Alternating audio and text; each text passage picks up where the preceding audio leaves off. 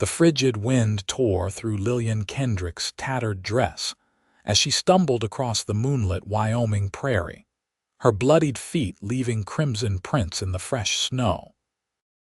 Behind her, flames consumed the homestead she'd called home for 3 miserable years, the orange glow illuminating the night sky like a vengeful sunrise. She clutched nothing but the simple gold band on her finger, the last remnant of a life built on lies and broken promises. Laramie, Wyoming Territory, 1876. The winter had come early and unforgiving, much like the man Lillian had fled from. Richard Blackwell had been charming when he'd courted her in Boston, wealthy, handsome, and seemingly kind. The daughter of a bankrupt merchant, Lillian had believed her prayers answered when he proposed, offering to take her west where he owned land and promised a new beginning. The reality had been brutally different. The isolation of their remote homestead outside Laramie had merely provided Richard the privacy to reveal his true nature. The beatings began slowly, then escalated. Tonight, when he'd fallen into a drunken stupor after the worst beating yet, Lillian had gathered her courage along with what little strength remained in her battered body. She'd taken the lantern and deliberately knocked it into the curtains before fleeing into the night. Now, as the bitter cold penetrated her bones and the adrenaline began to fade, Lillian realized she might have merely exchanged one death for another. Her thin dress offered little protection against the Wyoming winter, and she had no food, no water, no destination. Only the wedding ring remained on her finger, too tight to remove after 3 years of near starvation. The distant howl of wolves pushed her forward despite her exhaustion. Lillian followed what appeared to be a trail, praying it would lead somewhere, anywhere, before the cold claimed her. The moonlight cast long shadows across the landscape, playing tricks on her eyes. Was that a light in the distance? Or merely wishful thinking? She forced her frozen feet to continue, one painful step after another. The light grew larger, steadier, not her imagination after all. A cabin. Smoke curled from the chimney, promising warmth within. Lillian's pace quickened despite her pain. When she reached the small porch, her body finally surrendered to exhaustion. Her knees buckled, and she collapsed against the rough-hewn door, managing only the weakest of knocks before darkness claimed her. Owen Kincaid woke instantly at the sound. Years of living alone on the frontier had made him a light sleeper. He reached for his Colt revolver before approaching the door, lamp in one hand, weapon in the other. "Who's there?" His deep voice carried the slight lilt of his Irish ancestry despite 15 years in America. When no answer came, he cautiously pulled the door open, startled when a half-frozen woman tumbled across his threshold. "Good Lord," he muttered, holstering his weapon and kneeling beside her. Her face was a mess of bruises, fresh and old, and her dress was torn and bloodied. Owen gently lifted her slight form, carrying her to his bed by the fire. She weighed almost nothing. He worked quickly, stoking the fire higher and pulling additional blankets from the chest at the foot of his bed. The woman's skin was dangerously cold, her breathing shallow. Owen knew enough about surviving Wyoming winters to recognize hypothermia. He wrapped her in blankets, hesitating only briefly before removing her frozen, blood-soaked shoes to assess the damage to her feet. The woman stirred slightly, eyes fluttering open for a brief moment. Blue eyes filled with terror. "You're safe," Owen said quickly. "I won't hurt you, you're freezing. I need to warm you up or you'll die." Her eyes closed again as she slipped back into unconsciousness, but Owen took it as tacit permission. He continued his ministrations, carefully cleaning her wounded feet with warm water and wrapping them in clean strips of cloth. He noticed the wedding ring on her finger, simple, gold, the only valuable she appeared to possess. By morning light, Owen was able to better assess his unexpected guest. She was young, perhaps 25, with auburn hair and delicate features beneath the bruising. The marks on her body told a story Owen had seen before, not from Indians or wild animals, but from a man's hands and fists. Her wedding ring confirmed his suspicions. When she finally woke, the terror in her eyes returned immediately. She scrambled back against the headboard despite her obvious pain. "Please," she whispered, voice hoarse, "don't take me back to him." Owen raised his hands, showing he meant no harm. "I won't be taking you anywhere you don't want to go, madam. My name is Owen Kincaid. This is my ranch about 15 miles outside Laramie." "Lillian," she offered hesitantly. "Lillian Kendrick." She deliberately used her maiden name, though the wedding ring betrayed her married status. Owen nodded, not questioning the discrepancy. "You're safe here, Miss Kendrick. You were near frozen when you arrived. Your feet are in bad shape, but with rest they'll heal." Lillian glanced down at her bandaged feet, then around the simple but tidy cabin. A large stone fireplace dominated one wall, bookshelves lined another, surprisingly full. The furniture was handmade but crafted with care. The place spoke of solitude but not loneliness, a deliberate life, not one of desperation. "Thank you," she said finally, fingers unconsciously twisting the wedding ring. "I don't know how to repay your kindness." "No repayment necessary," Owen replied, pouring coffee into a tin cup and offering it to her. "Though I admit I'm curious how you came to be wandering the prairie in a blizzard." Lillian accepted the cup, warming her hands against it. She should lie, she knew, make up some story about getting lost, but something in Owen Kincaid's steady gaze compelled honesty. "I escaped," she said simply. "My husband, he would have killed me eventually." She looked down at her ring. "I couldn't even get this off. It's all I have left." Owen nodded once, his expression unreadable. "You'll never need another," he said firmly. "Not to survive out here. Your wedding band's worth maybe $5 at most, but your life is worth considerably more, I'd wager." Their eyes met, and something passed between them, understanding, perhaps. Lillian felt the tightness in her chest ease slightly for the first time in years. "I can take you to town when the weather clears and your feet heal," Owen continued. "The sisters at St. Mary's can help you. Or—" he hesitated. "You're welcome to stay here until you decide what you want to do. I've plenty of space and could use help with cooking and such." "Winter's long out here." Lillian should have been suspicious of such an offer from a stranger, but something about Owen Kincaid's quiet manner reassured her. He moved around her with careful distance, never making her feel trapped or threatened. "I'm a good cook," she found herself saying. "And I can clean and mend." "Then we have an arrangement, at least temporarily," Owen nodded.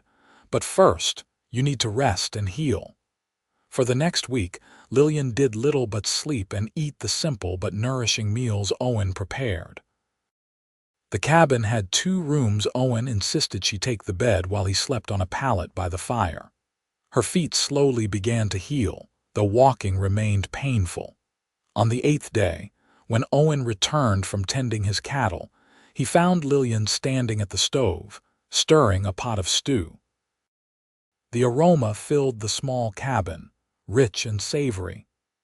"You shouldn't be on your feet yet," he admonished, though his eyes appreciated the transformation in his guest. Color had returned to her cheeks, and she'd mended one of his old shirts to fit her slender frame.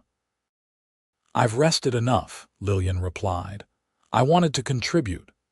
She didn't mention that the simple act of cooking, deciding what to make, how to season it, felt like reclaiming a piece of herself. Richard had dictated everything, even meals. They settled into an unexpected rhythm over the following weeks.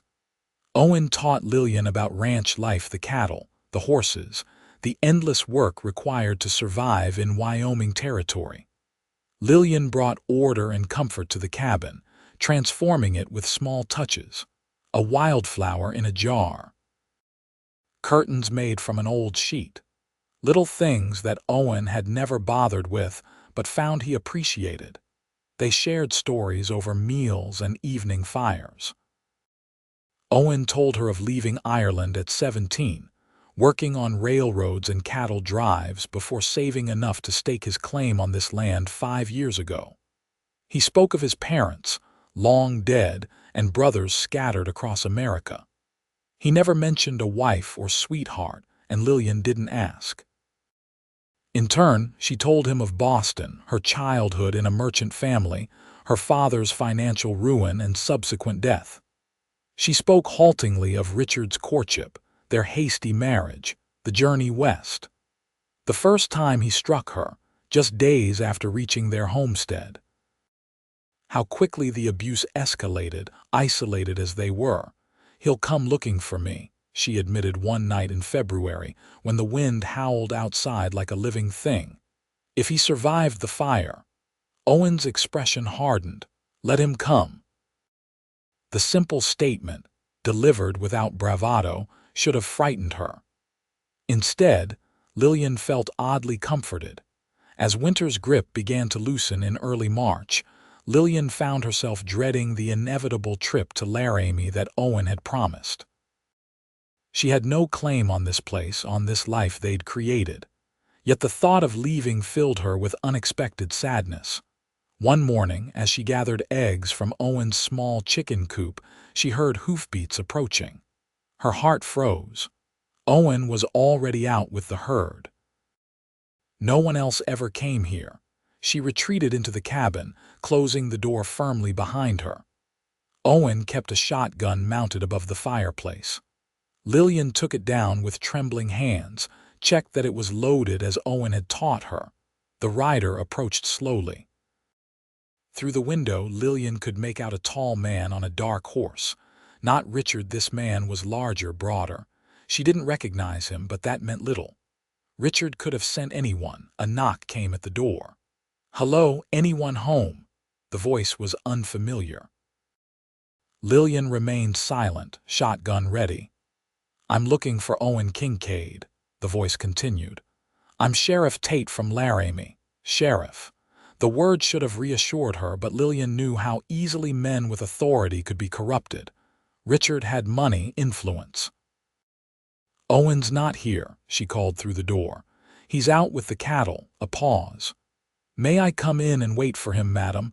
Been riding a fair piece." "I'd prefer you wait outside, Sheriff," Lillian replied, her voice steadier than she felt. "My husband wouldn't approve of me entertaining men alone." Another pause. "Your husband?" I wasn't aware Owen had married. Before Lillian could correct the misunderstanding, she heard more hoofbeats, Owen returning. She watched through the window as he approached the sheriff, the two men exchanging words she couldn't hear. Owen glanced toward the cabin, his expression concerned. After a brief conversation, the sheriff mounted his horse and rode away. Owen strode quickly to the cabin. "Lillian." He called before entering, a courtesy he always extended. She lowered the shotgun as he entered. "I'm sorry. I didn't know what to do. He thought I was your wife." "You did exactly right," Owen assured her, taking the weapon and replacing it above the mantel. "Sheriff Tate came to warn me. There's a man in town asking questions about a missing woman, offering a reward for information."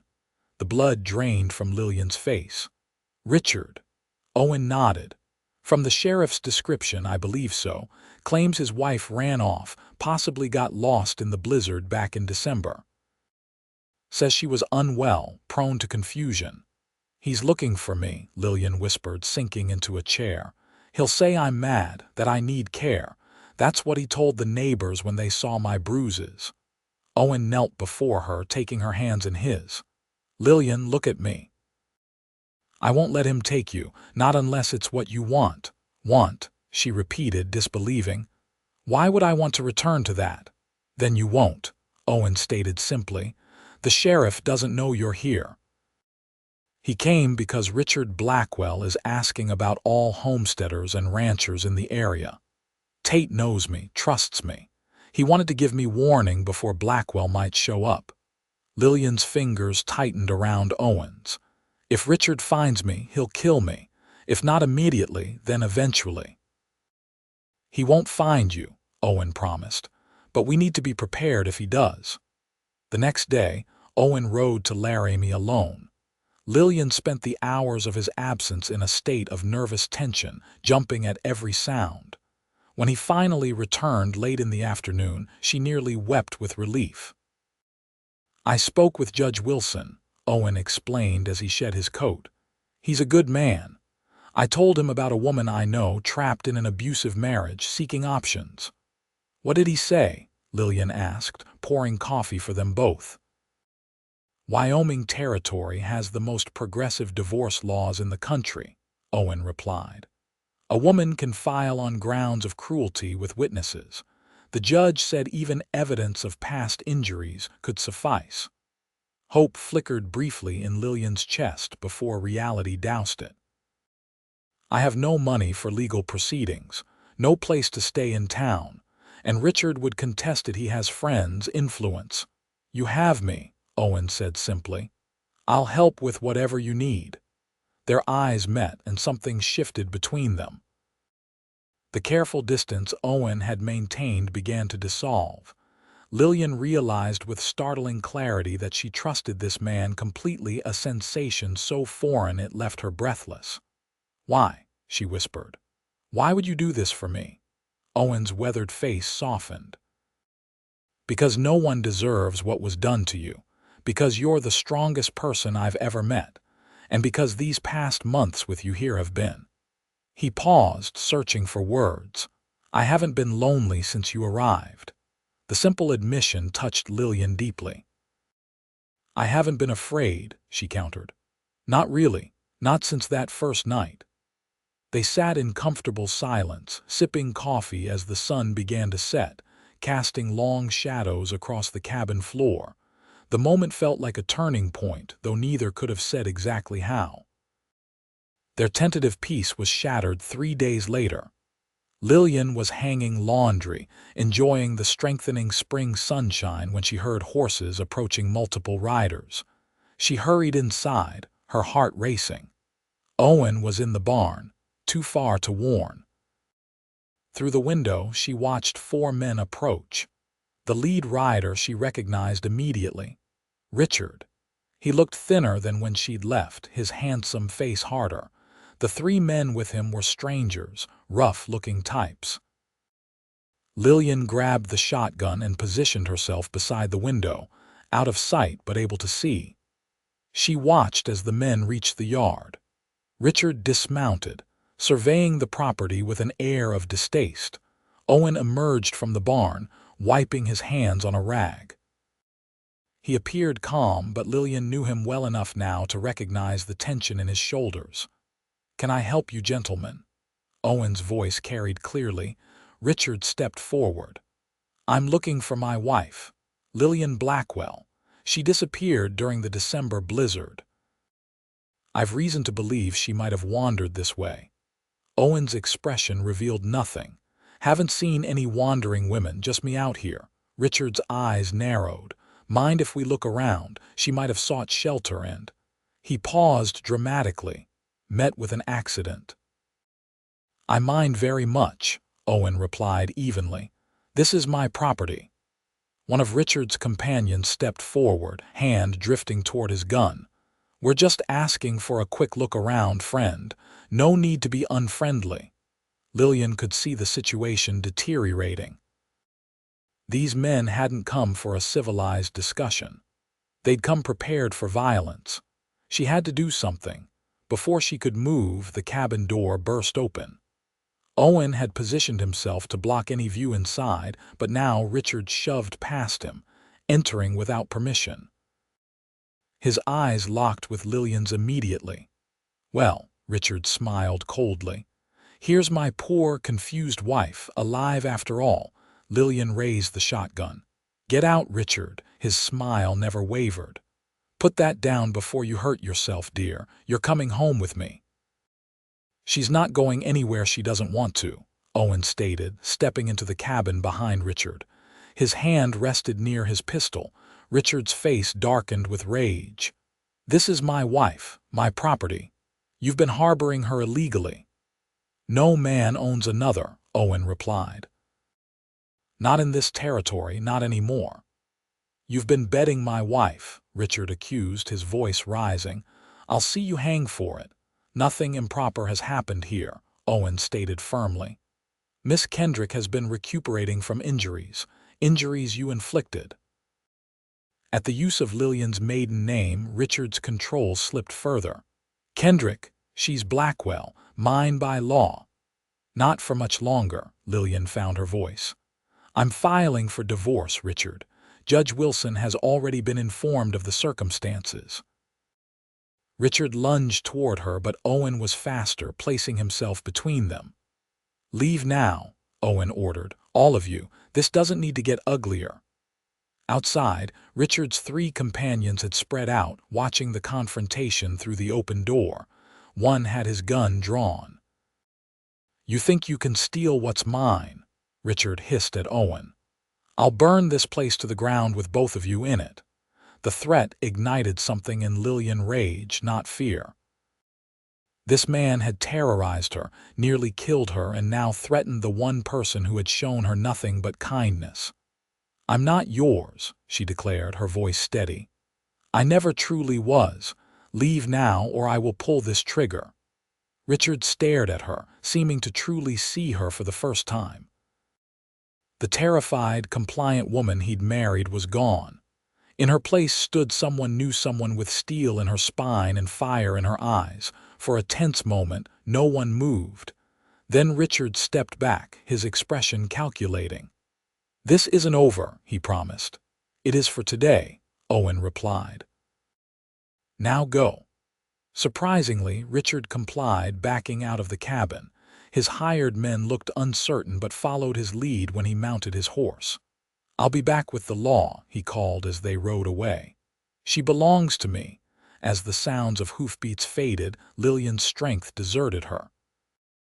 The shotgun clattered to the floor as she sank into a chair, trembling. We need to go, Owen said urgently, already gathering essentials. He'll be back, possibly with men willing to wear badges and call it legal. Where can we go? Lillian asked, forcing herself to stand to help pack. I have a line cabin up in the high country, Owen explained. It's remote, hard to find if you don't know it's there. We'll be safe there while we figure out next steps. Within an hour, they'd packed provisions, saddled horses, and were riding away from the ranch house. Lillian glanced back once at the place that had become home over the winter months. Would she ever see it again? The journey to the line cabin took most of the day, climbing steadily into more rugged country. The cabin itself was small but solid, nestled in a protected valley with good water and grazing for the horses. It was even more isolated than Owen's main ranch. No one would find them here without a guide. As Owen built a fire in the small stone fireplace, Lillian organized their supplies. The single room would be tight quarters, but after months in Owen's larger cabin, the proximity didn't alarm her as it once might have. What happens now? She asked as darkness fell, and they shared a simple meal. Owen considered his answer carefully. Richard will likely go to the authorities, claim I've abducted his wife. It would be his word against mine. And a wife has no legal standing against her husband, Lillian added bitterly. In most places, no, but Wyoming territory is different. Women have more rights here than anywhere else in the country. Judge Wilson is fair. If we can prove the abuse, you have grounds for divorce. Prove it how? Lillian asked. It's my word against his. The bruises have healed. Owen's expression was grim. Not all of them. Some marks don't fade. He was right. Even now, months later, Lillian bore scars, a jagged line across her back from a belt, burn marks on her arms, the poorly healed break in her wrist that still ached in cold weather. We could go to Cheyenne, Owen suggested. It's farther from Richard's influence. You could file there. And then what? Lillian asked softly. Where would I go? What would I do? Owen hesitated, choosing his words with care. You could go anywhere, do anything. You're free, Lillian, or you will be. Am I? She wondered aloud. I feel trapped between what was and what might be. I don't know who I am without the fear anymore. Owen moved closer, cautiously taking her hand. I know who you are. You're the woman who survived, who escaped with nothing but a wedding ring and the courage to start again. Lillian looked down at their joined hands, then up at Owen's face. The flickering firelight cast shadows across his features, but couldn't hide the emotion in his eyes. I can't offer you much, he said quietly. My life is hard, isolated, but it's honest, and it would be yours too if you wanted it. Owen. She began, uncertain. You don't need to answer now, he assured her. You don't need to answer at all, but I want you to know that whatever happens with Richard, with the divorce, you have a place. With me, if you choose it. Lillian studied their intertwined fingers. His hands were work-roughened, strong. So different from Richard's soft, manicured hands that had caused such pain. I think, she said carefully, I've been waiting my whole life to find someplace that feels like home. I never expected to find it here with you. Owen's eyes widened slightly. Is that a yes? It's a not yet, Lillian clarified. I need to be free of Richard first, truly free. I won't bring that shadow into whatever we might build together. Owen nodded, understanding. Then that's our first task, making you free. They spent 2 weeks at the Line cabin, longer than originally planned. No pursuers found them, though Owen rode out daily to scout the surrounding area.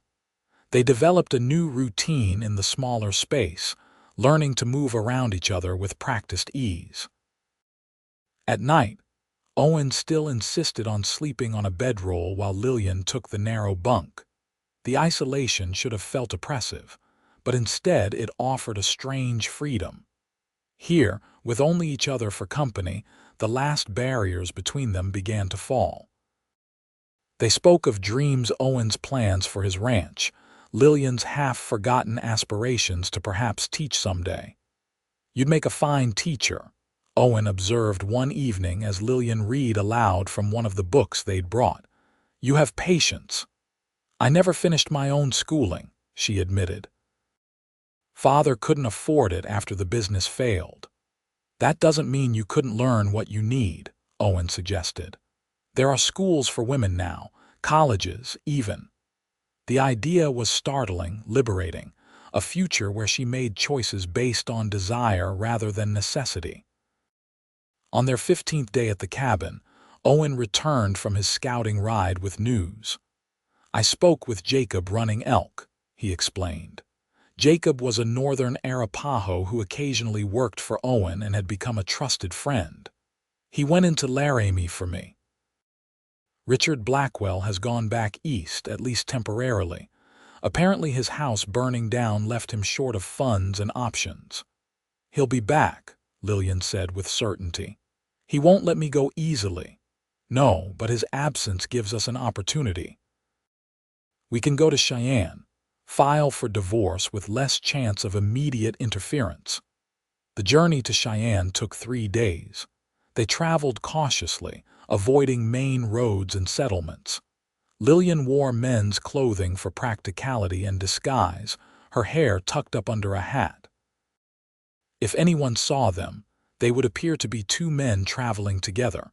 Cheyenne was larger and more developed than Laramie, the territorial capital bustling with activity. Owen knew of a small boarding house run by a widow who asked few questions.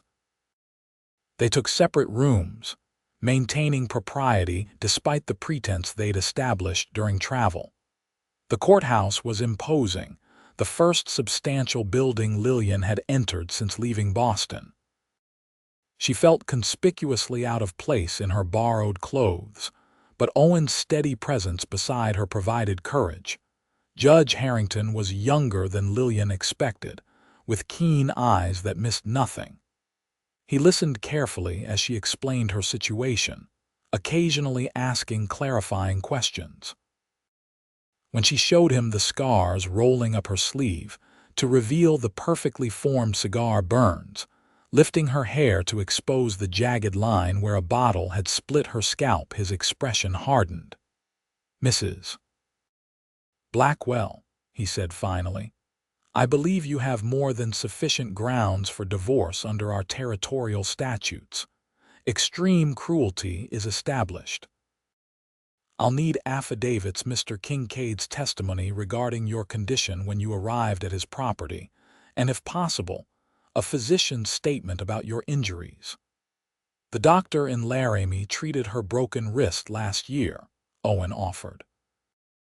Richard claimed she fell, but the doctor had suspicions. The judge nodded. "Get his statement if you can. I'll issue an order of protection immediately, but the divorce itself will take time, 3 months at minimum. Mr. Blackwell has the right to contest it." "And if he does?" Lillian asked. "Then we proceed to a hearing where evidence is presented. But Mrs. Blackwell, I must warn you, these cases can become ugly. Your character may be impugned." "My character?" Lillian repeated, incredulous. "He nearly killed me numerous times, and my character is in question." The judge's expression was sympathetic but realistic. "The law still favors husbands in most regards. Your living arrangement with Mr. Kincaid, however innocent, could be used against you." Owen spoke up. "Judge, is there anywhere safe Mrs. Blackwell could stay during these proceedings?" "Somewhere her husband couldn't reach her. The Sisters of Charity operate a women's refuge," Judge Harrington suggested. "Several women in similar situations have found sanctuary there during divorce proceedings." Lillian glanced at Owen, seeing the conflict in his eyes. He wanted to protect her himself, but recognized that his presence complicated her legal position. "I'll go to the refuge," she decided. "For now." The Sisters of Charity welcomed Lillian without judgment.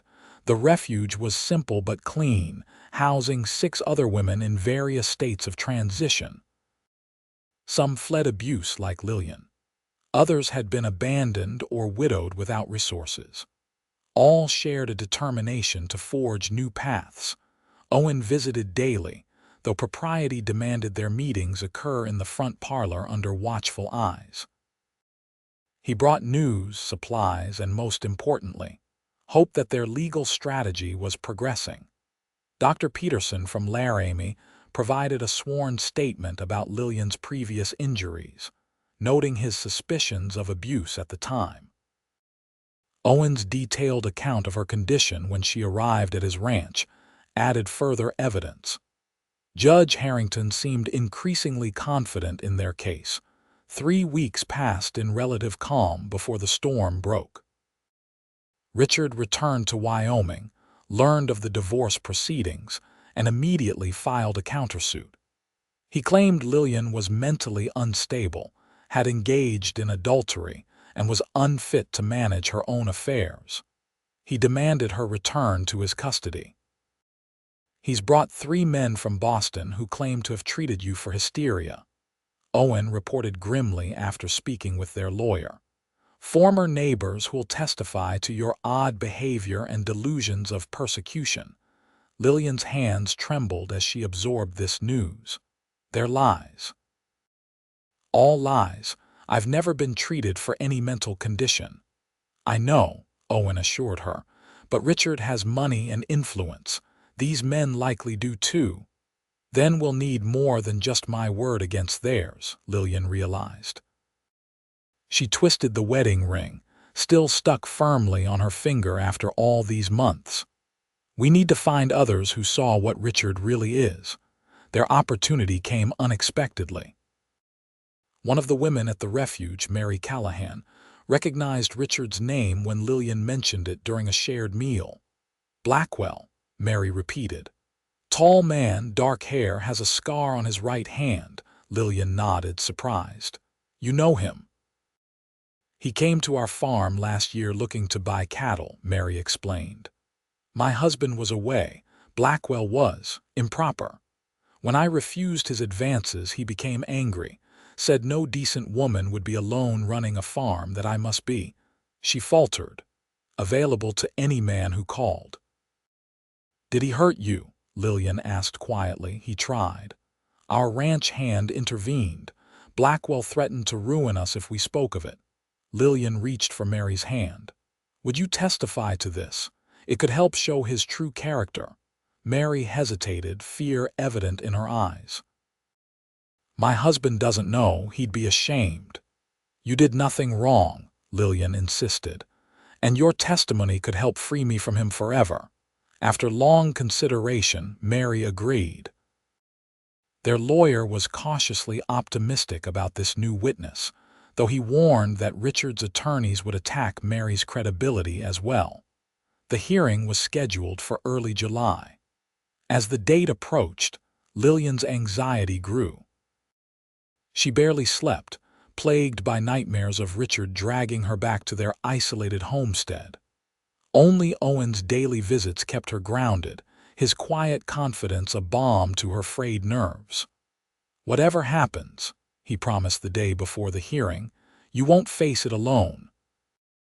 The courthouse was packed when they arrived. Word of the sensational divorce case had spread through Cheyenne, an Eastern gentleman accusing his wife of infidelity and insanity, the wife countering with claims of brutal abuse. It had all the elements of scandal the public craved. Richard sat on the opposite side of the courtroom, immaculately dressed in an expensive suit. He looked composed, confident, the picture of a concerned husband. When he saw Lillian enter with Owen, he offered a smile that chilled her blood. Judge Harrington called the proceedings to order. Richard's witnesses went first: 3 Boston doctors who claimed to have treated Lillian for female hysteria and delusional tendencies. Their testimony was professional, detailed, and entirely fabricated. Neighbors followed, describing Lillian's supposedly erratic behavior and suggesting she'd been unstable since childhood. When Richard took the stand, he portrayed himself as a devoted husband who'd sacrificed his comfortable Eastern life to please his wife's romantic notions about the West.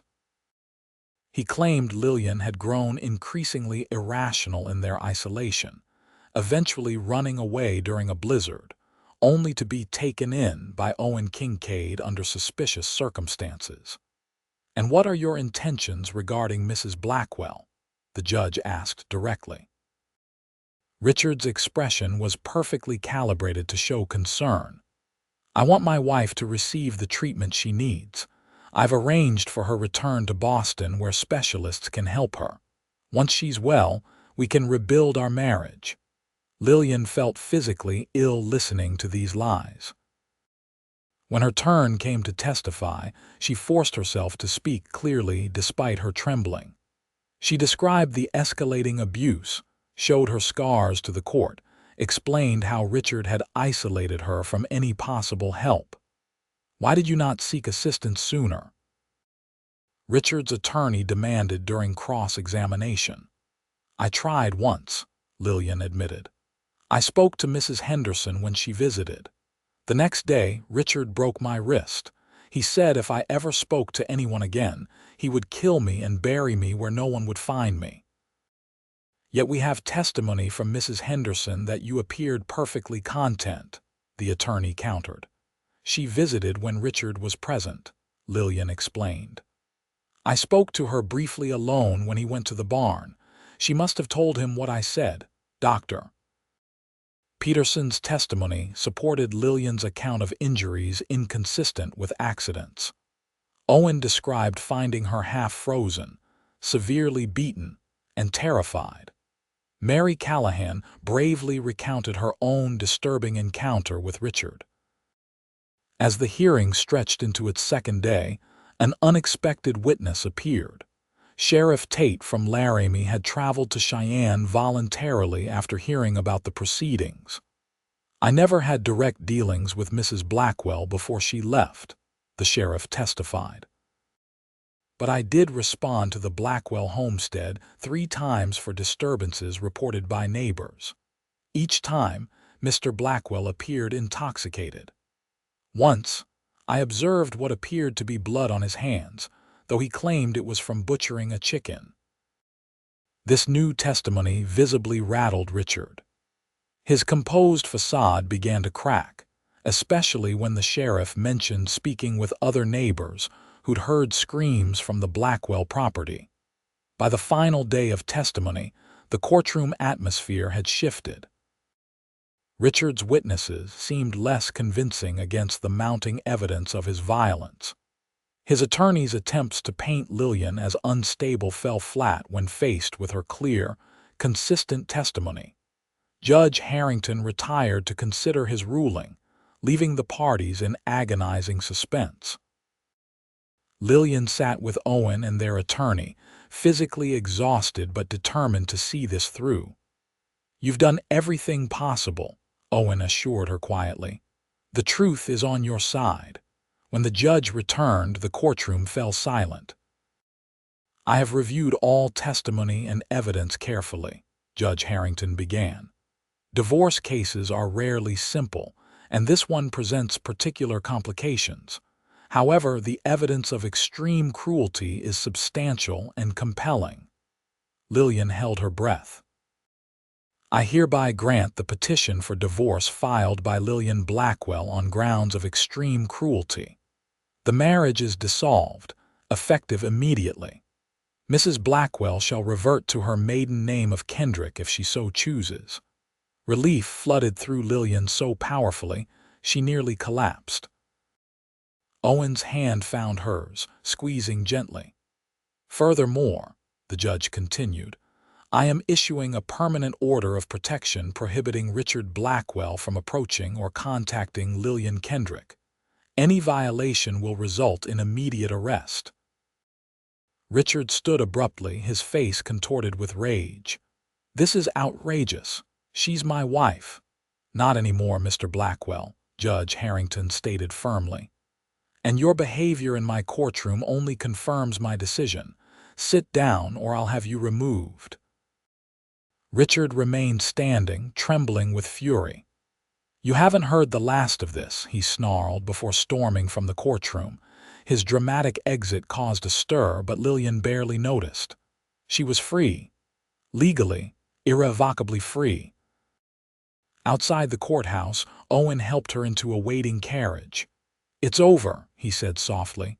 "You did it." "We did it," Lillian corrected, suddenly exhausted. "I couldn't have faced him alone." That night, for the first time in months, Lillian slept without nightmares. The sisters had prepared a special meal to celebrate her victory, and even the other women at the refuge seemed buoyed by her success, as if it represented hope for their own situations. The next morning, Owen arrived earlier than usual. "I've been thinking," he said without preamble. "Richard made threats yesterday. I don't trust him to respect the judge's order." Lillian nodded. "Nor do I." "I think we should leave Cheyenne," Owen suggested. "Go somewhere he wouldn't expect while he's still in the territory." "Back to your ranch?" Lillian asked. "Eventually. But first, I thought perhaps Denver. It's larger, easier to disappear, and—" He hesitated. "I have another reason for suggesting it." "What reason?" Owen reached into his pocket, withdrawing a small box. "I wanted to do this properly. In Cheyenne, there's a jeweler. In Denver, there's a proper church. And most importantly, there's distance from all this." Lillian stared at the box, understanding dawning slowly. "Owen." He opened it, revealing a simple gold ring with a small pearl, nothing ostentatious but clearly chosen with care. "I know it's soon," he said quietly. "I know you've just won your freedom, but Lillian, these months with you, even with all the fear and uncertainty, have been the happiest of my life. I don't want to cage you. I want to build something with you if you'll have me." Lillian looked from the ring to Owen's face. This man who had saved her, respected her, waited patiently while she fought her battles, who had never once made her feel trapped or owned. "Yes," she said simply, Owen's face transformed with joy. Yes, yes, Lillian repeated more firmly. But not because I need saving anymore, because I choose you freely. Owen slipped the ring onto her right hand. Her left still bore Richard's band, stubbornly stuck after all this time. We'll have this one properly sized, he promised, noticing her glance at her wedding ring. No, Lillian decided suddenly. I want to keep it as it is, to remind me of what I survived, what I'll never allow again. They left for Denver the next day, traveling by train. The city was larger and more developed than Cheyenne, bustling with activity and opportunity. They found rooms at a respectable hotel, maintaining separate accommodations until they could be properly married. The ceremony was small but meaningful, held in a stone church with only the minister, his wife, and a couple Owen knew from cattle drives as witnesses. Lillian wore a new dress of pale blue, not white, which felt wrong for her second marriage, and carried wildflowers Owen had gathered that morning. When the minister pronounced them husband and wife, Lillian felt a profound sense of rightness she'd never experienced with Richard. This wasn't an escape or a necessity. It was a choice, freely made. They stayed in Denver for 2 weeks, a honeymoon neither had expected to have. Owen showed Lillian the city theaters, restaurants, shops unlike anything available in Wyoming territory. They visited a women's college where Lillian spoke with the dean about potentially studying for a teaching certificate someday. You could teach at the school in Laramie, Owen suggested, or start one closer to the ranch for the neighboring families. The idea took root in Lillian's mind, not an immediate plan, but a possibility for the future. A way to build something meaningful. When they finally returned to Owen's ranch, they found it untouched but clearly neglected after months of absence. Together, they set about restoring order, cleaning, repairing, making it home again. Owen's cattle had largely fended for themselves, though neighboring ranchers had kept an eye on the herd as a professional courtesy.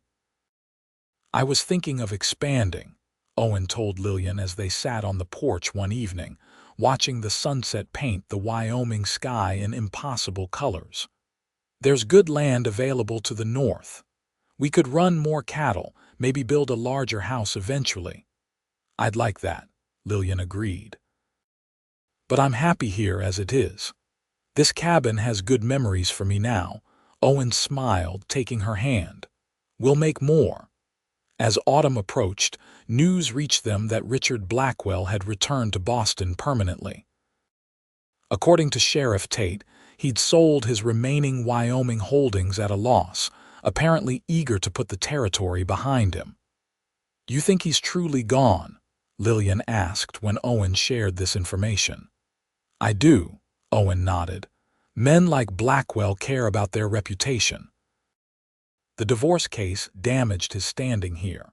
He'll try to rebuild elsewhere, not waste more time on what he's lost." The certainty that Richard wouldn't return lifted the last shadow from Lillian's new life. She threw herself into ranch work with renewed energy, learning everything Owen could teach her about cattle, horses, the rhythms of the land.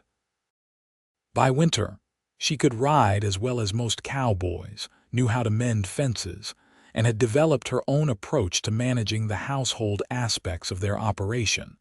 Their first Christmas together, Owen presented her with a small wooden box he'd made himself. "What's this?" Lillian asked, admiring the polished pine and careful joinery. "Open it," he encouraged. Inside, nestled on a piece of velvet, was a key. "For the strong box," Owen explained. "Where we keep our money, our papers. Everything that matters is yours too, Lillian. Equally." The gesture moved her deeply. Richard had controlled every aspect of their finances, often leaving Lillian without even basic necessities while he drank away money in Laramie. This simple key represented trust, partnership, equality. "I have something for you too," she said, retrieving a package from behind the chair.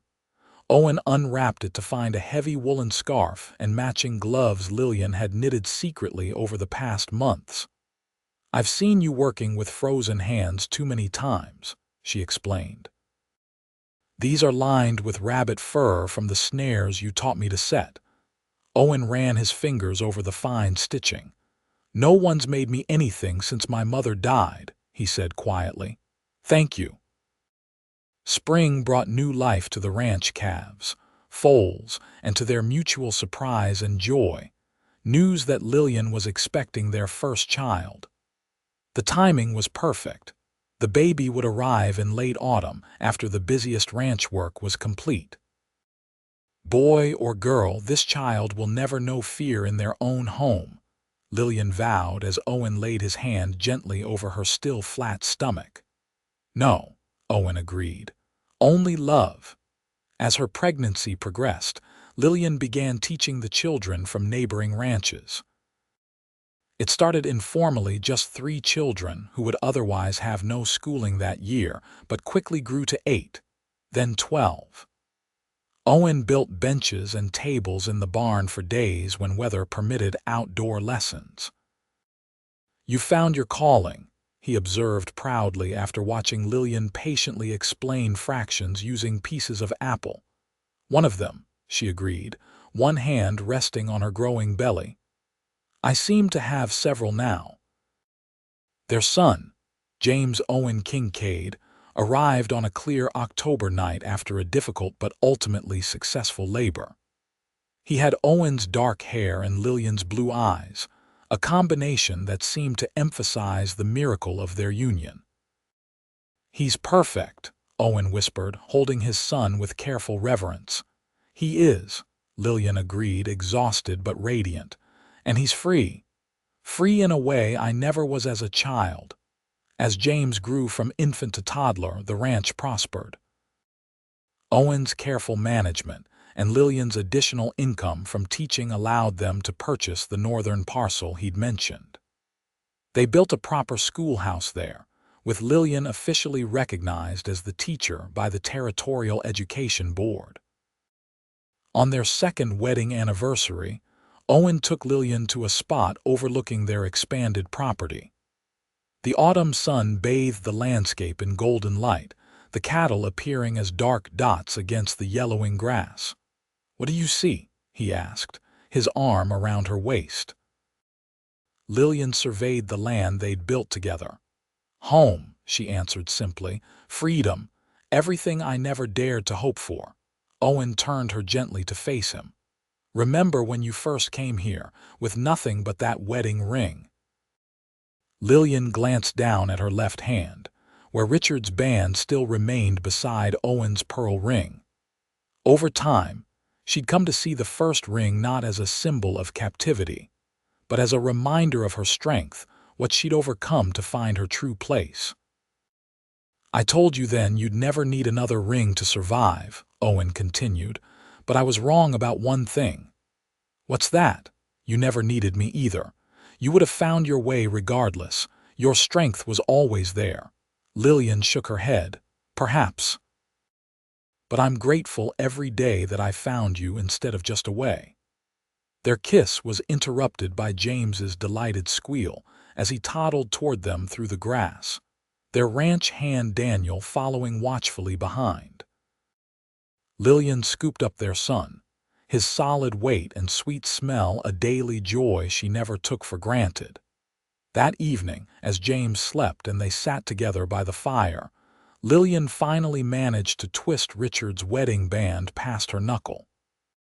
The finger beneath was permanently indented, a physical memory that would likely never fade completely. "What will you do with it?" Owen asked as she held the simple gold ring. Lillian considered the question. "Keep it," she decided. "Not to wear, but to remember. Someday I'll tell James about it. About how sometimes we have to lose everything to find what truly matters." She placed the ring in the wooden box Owen had given her that first Christmas, now containing their most important documents: James's birth record, the deed to their expanded ranch, Lillian's teaching certificate. "From chains to choices," she murmured, closing the box. "That's the story of this ring." Owen drew her close. "And the story isn't over yet." "No," Lillian agreed, resting her head against his shoulder as the fire crackled cheerfully before them. Outside, the Wyoming wind swept across their land, carrying the promise of snow, of changing seasons, of years yet to come. Years they would face together, by choice, in freedom, in love. "The best chapters," she whispered, "are still being written."